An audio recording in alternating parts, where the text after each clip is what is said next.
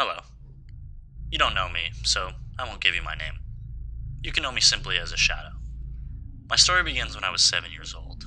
My parents were out at work and a friend was babysitting. Everything went normally, and I was put to bed, falling asleep quickly.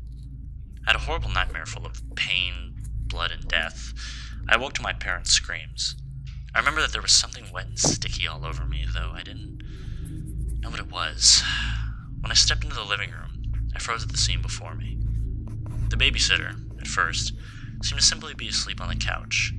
Then I noticed the blanket covering her had a spreading, darkening stain, and there was something horribly wrong with the body that lay. The angle's all off, somehow.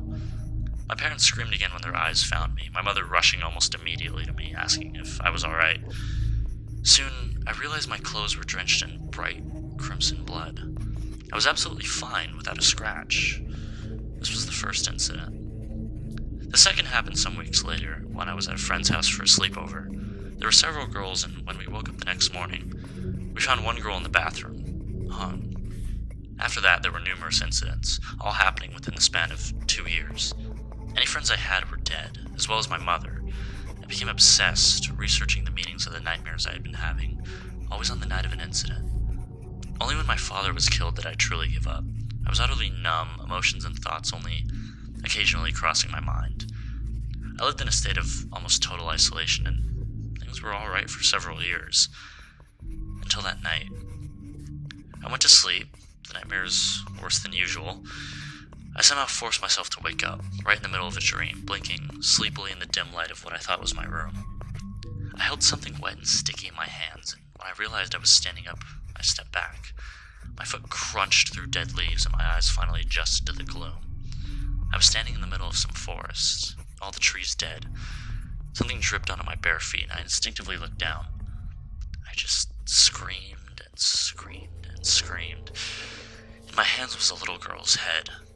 Her eyes were gouged out, blood streaking down her face like scarlet tears, and the girl's grotesque, mutilated body lay at my feet.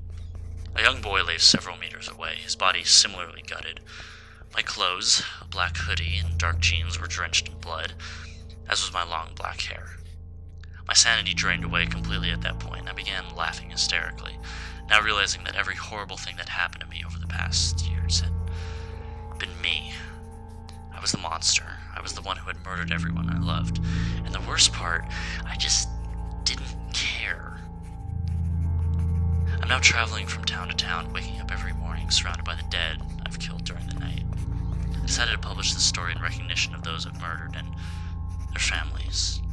I hope you understand I had no choice and that I live my life as a shadow so that the world may know that I am not the only one, for we shadows live around you, in your neighborhoods and your schools, your works and houses. This isn't a threat, but a warning. So listen to my words and I wish you luck. Yours, simply a shadow.